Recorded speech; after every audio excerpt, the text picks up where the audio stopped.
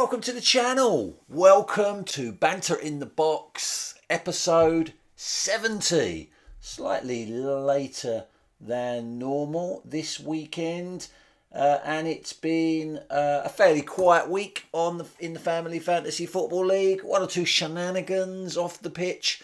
Not much movement on the pitch, but what movement there was fairly significant. Just one manager going into the transfer market this week. I think that might change though. One or two managers have been on to me asking me to clarify the rules around tactical gambits, which makes me think there is going to be some movement soon. And in case anyone was wondering, because it's a question I've got asked a lot recently, there are no limits to the number of tactical gambits you can purchase in a single week. As long as your team ends up valid after you've played all those tactical gambits, and as long as you've got enough money to purchase them, of course, then you can purchase as many as you want in a single week, just like Lyndon's Lovelies did a few weeks ago. She purchased about 5 or 6, I think, in the same week. Anyway, in episode 70, which is called Worst Transfer Ever, ? We have got your game week 27 winners and losers. Just 2 winners worthy of being called weekly winners this week. 4 game week losers. We've got the quote of the week. It's more the beg of the week. I just called to say I'm sober.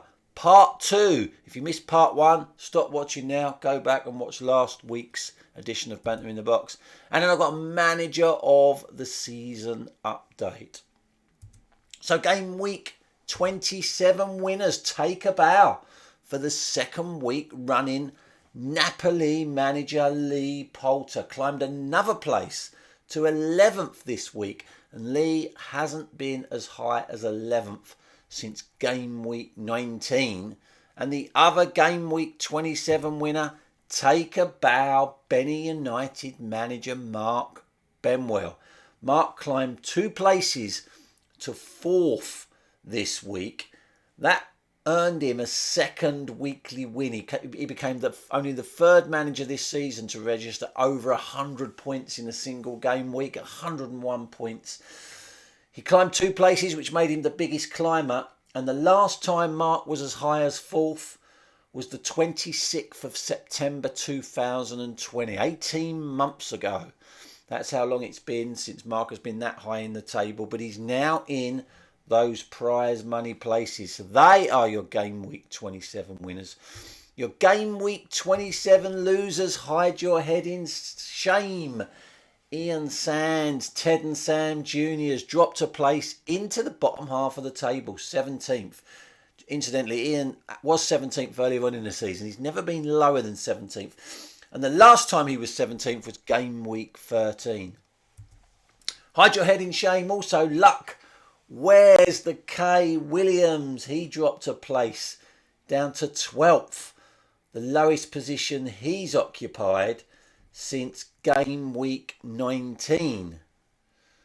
Hide your head in shame. Also, Arden Diamonds manager Steve Holmes. Second week running, he's a game week loser. Steve fell 2 places to 6th, which made him the biggest faller this week.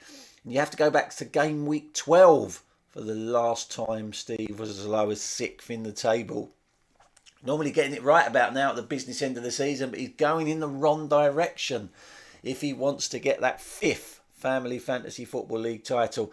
And your customary game week 27 biggest loser, AFC Razor manager Ray Poulter.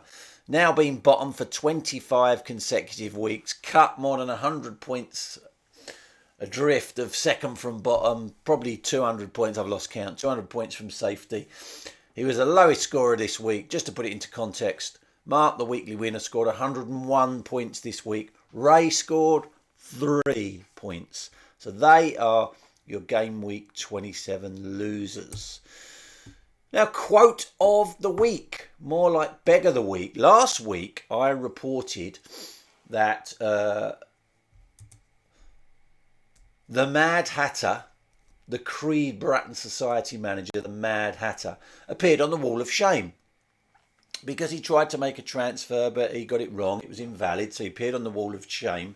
Now, I bet now, hindsight being a wonderful thing, that the Mad Hatter wished he'd left it there, taken his wall of shame hit and just walked away.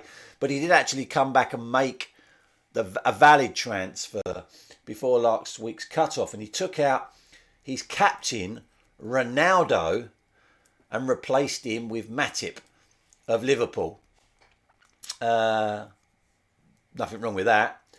Until you got to that last weekend's matches where Cristiano Ronaldo netted a hat-trick, which would have netted the Mad Hatter over 30 points, but he'd transferred him out. Well, I got this message from the Mad Hatter. Jeff, mate, that transfer I did, that was an accident, or someone hacked my email or something. Just reverse it and keep my team as it was. Ronaldo hat-trick. Add the points to my account. No worries. Nice one, mate. Appreciate your understanding, my chairman and saviour. Well, apologies, Mad Hatter, but no amount of crawling is going to make me go against my old mantra. Rules are rules. You made the transfer before the cut-off, therefore it stands, my friend. You do get a Manager of the Season point for the Quote of the Week for that, well, how do I describe it? Optimistic email. So that's your Quote of the Week. Now, I just called to say I'm sober part 2. Last week I shared a video message of Mark ringing in to prove that he wasn't a lightweight, which his wife Donna insists he is, and he's not going to die on Lee Poulter's Stag Weekend later in the year. And, well, you'd have to go back and listen to the call to judge whether or not the experiment worked. But yeah, basically, he had a couple of Fosters and he phoned in to the show while I was recording. And the idea was to show that he could take 2 Fosters and talk perfectly coherently. And it backfired a little bit. Anyway, Benny United manager Mark Benwell called me this week to explain exactly what happened last week. And this is what he said. Jeff, it's Mark. Just thought I'd give you a quick call. I spoke to EE. They've sorted it all out. They apologised. They gave me a £10 refund for the real confusion about the other day. Just to let you know, I've been on the lash all day just to prove a point.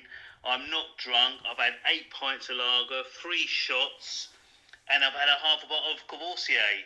So I think I'll be all right for Benidorm. Just thought I'd give you that quick update. I'm okay. I've got the money back from EE. They've apologised profusely.